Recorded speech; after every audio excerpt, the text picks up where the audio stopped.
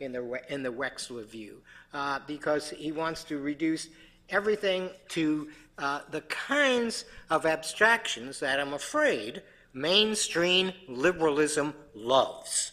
Abstractions in which persons have been, in good John Rawls fashion, stripped of everything that makes them what they are, and then you begin to think about the situation. That's exactly, I think we could all agree, the wrong way to go. No, I'll just say empathy is the way you get out of that.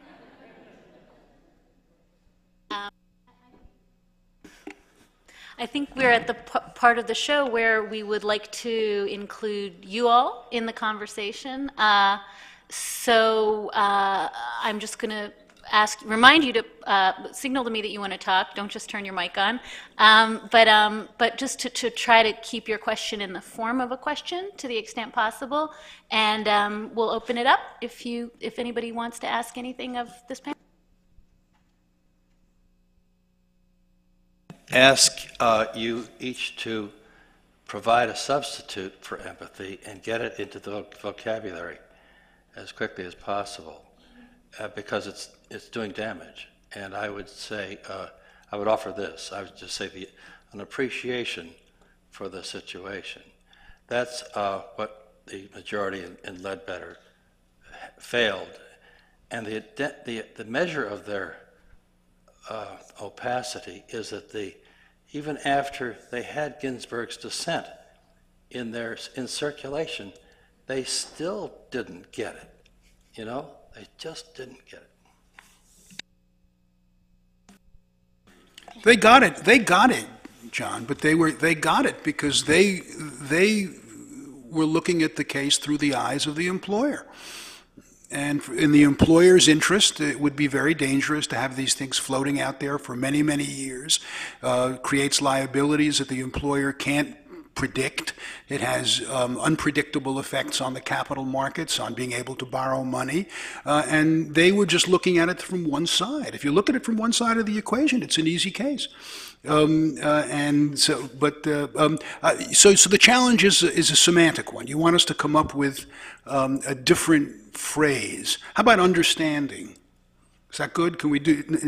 Is understanding better than empathy? I don't know why it should be, but I'll use understanding from now on, if that's all right. I'm going to stand by imagination. Well, I kind of like understanding too, as one kind of understanding as opposed to crabbed and narrow understanding. But there's a long tradition in Supreme Court judging, which in fact exalts crabbed and narrow understanding. It's a kind of minimalist tradition, which perhaps had its greatest spokesman in Justice Frankfurter, who advised, decide all cases on the lowest technical level possible, which means decide all cases in the absence of understanding, spirit, and empathy. And a lot of people do in fact believe that is the way to go, judging not the craft that I spoke of in my remarks, but a kind of technical exercise. Can I speak up for Justice Frankfurter for a second? Tell you just a real fast story on Brown. Many of you may have heard this. Brown was argued twice. It was argued in 1952 before a Supreme Court with Chief Justice Vinson as the Chief Justice. The justices were unable to reach a decision. The rumors are that they were badly split, that on one ballot there was actually a 5-4 vote to uphold segregation. Those were the years when William Rehnquist was clerking and was alleged to have written a memorandum urging that Brown be decided the other way. And then the court put it down for re-argument, and during the interim period, Vinson died. Chief Justice Vinson was a very amiable Kentucky politician who was not known for his progressive racial views. And Vinson dies, and Earl Warren is appointed as Chief Justice in '54, and Warren brings the court together in a unanimous 9-vote decision in Brown. Frankfurter is alleged to have said that Vinson's death during the interim between the two arguments was the only sign of God's existence that he had ever seen. So at least he had a little bit of blood in his veins.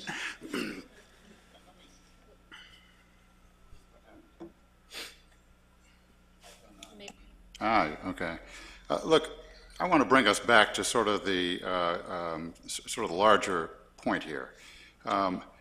LDF and other, the ACLU, 50 years ago, had to bring cases before judges that were quite insulated. And on issues of racial justice, it would be white men who had no peer relationship with a black person in their life. And for, the justices in the 60s, Thurgood Marshall may be the only peer they had any contact with who was black. They had no contact with a woman who was their peer. And, the way they got to the understanding or empathy or whatever the term is, you can see in their biographies, and it's almost accidental. Someone took, Chief Justice Warren on a trip, and his driver couldn't stay in a motel, and for some reason he had no idea that that's what segregation did, and it had an effect on him.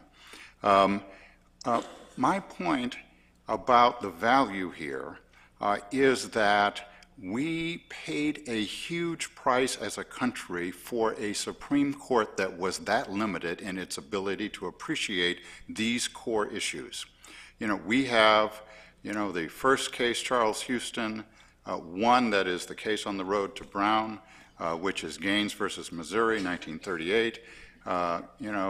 Justice McReynolds turned his chair around because he refused to face a black man in the Supreme Court.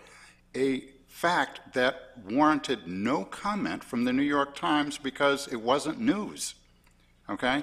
And my point is that we know what you get when you have a court that in fact lacks all of the things we're talking about in the most fundamental ways. No peer who is a woman, no peer who is black, no peer who is Hispanic, no peer who is Asian, limits your ability to have an imagination to actually see what a democracy has to be. And it was litigating before those courts that was the enormous challenge of LDF. We can't change the court. We've got to figure out how you make an argument that nevertheless persuades those courts. Well, my point is, knowing what we know about that helps inform me of why it matters so much that we have justices that can appreciate, we are changing in ways right in front of us that require even more imagination and even more understanding as things change. It is an important quality that you want a justice to acknowledge and then be able to actually, comply with. I saw another hand. Burt, this is addressed to you. I was wondering if there really are cases where justices get out beyond the constraints of the system. In almost every case that is difficult, there is a way of building on the past and building from principles. That's our common law method of adjudicating. And when judges find no comfort in the text and no comfort in original meaning, they are doing what common law judges do, are they not? They're looking back at the precedent and seeing what the principle is. There may not be a case in point, but are there cases, could you describe a case where there was absolutely no way of attributing what the judge was doing to the, within the constraints of the judicial process, and would that be a good idea for an opinion of the Supreme Court? First, Sidney's a ringer. He's just finished writing a terrific paper on judicial decision-making for the Brennan Center. I told him not to let him in. But the question is a great one. But I think the answer, Sidney, is not that there are no cases where there's none. It's there are most cases where there's two. or maybe 3. In other words, you can take the past